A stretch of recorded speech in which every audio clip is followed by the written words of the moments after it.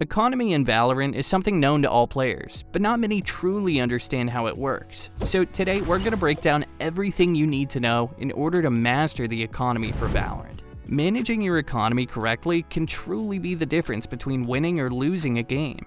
You need to know when to buy, what to buy, and when to save. The tricky part is managing your economy will be different for each agent you play. For example, on an agent like Reyna, your ability kit won't be as expensive as an agent like Killjoy, so you'll have a little bit more financial freedom throughout the game. No fear though, because we're going to teach you everything you need to know about maximizing your economy so you can win more games. And for everything else you need to climb ranks and improve fast, there's SkillCapped. We take the highest priority skills to climb ranks fast, such as aiming, and then we break it down into a step-by-step course that's easy to understand. You'll not only learn the basics such as crosshair placement and how to master your movement, but also more advanced concepts like getting more multi-kills and repositioning. These courses have been getting 5-star reviews from users just like you, raving at how helpful they are. That's not all though. Every week, we release 6 brand new VOD reviews where Radiant coaches teach you how to climb out of the exact rank that you're stuck in. And if you're looking for something more personal instead, we've got you covered with our brand new one-on-one coaching at our SkillCapped Discord. All of this seems too good to be true. Well, don't worry. We're backed by a rank up guarantee. If you don't significantly improve while actively using SkillCapped, you get your money back. No questions asked. So what are you waiting for? Click the link in the description below and get the rank you've always wanted. Alright, now let's get into today's guide. So first, let's start off easy with the basics of how the economy works. At the beginning of the game, each player will be given 800 credits. Those can be used for the pistol round to buy a pistol or your abilities. For every kill earned, you'll be awarded 200 credits in the following round. And for every round won, you also receive 3,000 credits without taking into consideration if you planted or defused the spike. If you did plant or defuse, you gain an extra 300 credits. If you lose a round, it works a little differently. Losing a round will normally result in the player only getting about 1,900 credits. But if you lose multiple rounds in a row, your loss bonus will increase. After 2 consecutive rounds lost in a row, you will gain 2,400 credits, and it'll continue to increase to 2,900 credits after a 3rd consecutive round loss. For each side's pistol round, you'll begin with 800 credits, and you're not going to want to cheap out. Pistol rounds generally set the tempo for the game, and if you lose the round, you're going to be required to do a save round the following round. So it would be a smart move to buy up utility or another pistol if you can. Some of the most common buys that are usually done on pistol rounds are light shields and utility, or a ghost, and whatever utility you can afford. Your buy on pistol rounds will be agent dependent. For an agent like Sova, I'd highly recommend prioritizing a drone and light shields over a ghost, because your utility is very useful for info gathering and enabling your team to help take site. It is also extremely important to have a game plan going into your pistol round. If you're playing on a long-range map like Pearl, you'll often see players buying a Sheriff if they're planning on going B long, and alternatively on a close-range map like Split, you might see the Frenzy and Shorty bought more often. It's almost always the correct decision to make sure you prioritize utility over another pistol if you're playing any agent class other than a duelist.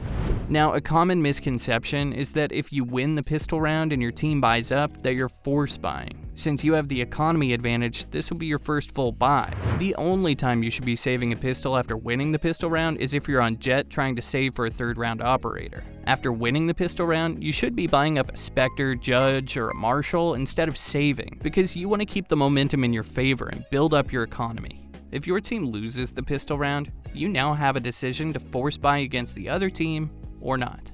A force buy is when you buy even though you don't have enough credits to afford all of your utility and a weapon. And the most common force buy weapons are the Stinger, Spectre, Judge, and the Bulldog. It is important to note when force buying, make sure to communicate with your team to make sure they're on board with force buying, because you never want to use all your credits up and buy without your team due to the fact that this is going to put you at a disadvantage in your first full buy round. Force buys can also be effective in catching the other team off guard. Many players do save their pistols from winning pistol rounds, so you'll end up with a weapon advantage, and you'll possibly swing the momentum, as losing an anti-eco round can be very tilting.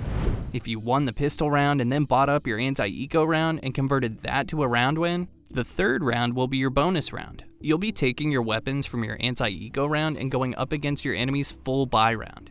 These rounds are extremely important for your economy. They're important because if you win it, the enemy team will be broke, and you gain a huge economic advantage while also getting free weapon upgrades to Vandals or Phantoms. Winning a bonus round isn't the only objective though. Taking as many rifles away from your opponents on their first gun round will make it so they'll either have to sacrifice heavy shields or utility on the following round, which will be your full buy. And with your economy advantage, converting a successful first gun round will lead to a snowball effect in the economy, and it can lead to your team having full buys for almost the entirety of the rest of the half. Save rounds typically happen when your team has 2,900 credits or less, which limits your buy to either a pistol, if you can afford it, or some utility. It's important to remember that winning your save round is extremely beneficial to your team's economy, and it'll very much damage your opponent's economy while getting you some free weapon upgrades. So it's not a bad idea to invest in a sheriff or a ghost if possible. Buying some utility is also a good idea on save rounds because if you don't use them, they will transfer over to the following round. On save rounds, it's usually smart to coordinate a 5-man push to a site in order to overwhelm site players. If you successfully take the site, you should have some rifles and a very winnable post-plant situation. If only some of your team can afford to buy and some can't, it's probably a good idea to do a half buy.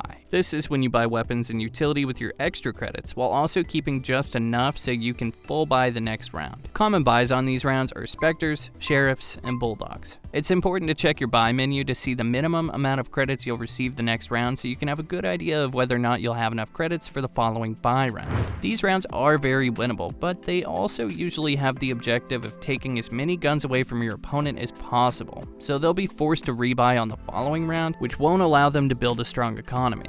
Now, your full buy round is when you have enough credits to afford heavy shields, a rifle, and a decent amount or full utility. On full buy rounds, the most common buys you'll see are full shields, a Vandal, Phantom, or an Operator if possible. If you're playing an agent like Jet, typically you should plan your economy around saving enough credits for an Operator on your buy round. Next, we're going to be talking about hero buys, which may sound like a pretty foreign concept in the lower ranks of the game. It's essentially when you're feeling yourself in game and hitting all your shots and you decide to solo buy on a save round. In hero buy rounds, you're typically solely responsible for being the X factor, meaning if you're gonna do this, you absolutely need to have a significant impact on the round. It's also important to communicate with your team that you're going to be doing a hero buy, so they can bait you and recycle the weapon you purchased if you happen to die. This is definitely something you should consider doing if you think it's possible for you to take over a round single-handedly and turn the momentum into your team's favor. Normally, hero buys are best done if you're noticing a specific weakness in the enemy's play that you feel you can take advantage of to snowball around in your favor. Maybe you notice the enemy Reyna keeps peeking mid solo without using utility, and you're gonna go sit her down. By planning out your round beforehand, your buy's a bit less risky, because you know what you're going to use your gun for. If you typically play an agent like Reyna or Jet, most of your utility, it's just not as important as what the other agents have. What some high-level players will do is buy light shields and a Vandal or a Phantom. You can typically do this and still afford to buy another light shield, Vandal, or Phantom the next round if you're on max loss bonus. This allows you to constantly have a rifle without any major cons, other than the fact that the Phantom can one-bullet you at medium range. But hey, whatever. It's also important to remember that the Phantom will only hit you for 124 at long range if you buy light shield, and a Vandal for long range fights, you may actually put yourself at an advantage, and this will give your team the opportunity to win rounds that were otherwise unwinnable. This was just a glimpse of what we have to offer though. Over at SkillCapped, we've got you covered with dozens of tailor-made courses that'll teach you everything you need to know about climbing in Valorant. We'll teach you everything you need to know about mastering your mechanics so that you can start playing at an immortal level in no time. Along with this, we also upload tons of VOD reviews each week that our coaches record from looking at players just like you. So rather than paying just one $200 coaching session on another platform, you get access to hundreds of sessions for just a few bucks. Not only that, but our coaches are also at the ready in our Discord to take a look at your gameplay and tell you exactly what your issues are, if by chance you don't find value from all the other things we offer on our site. Use the link below for a discount link to purchase today. And other than that, we here at SkillCapped want to thank you all for watching, and we'll catch you in the next one.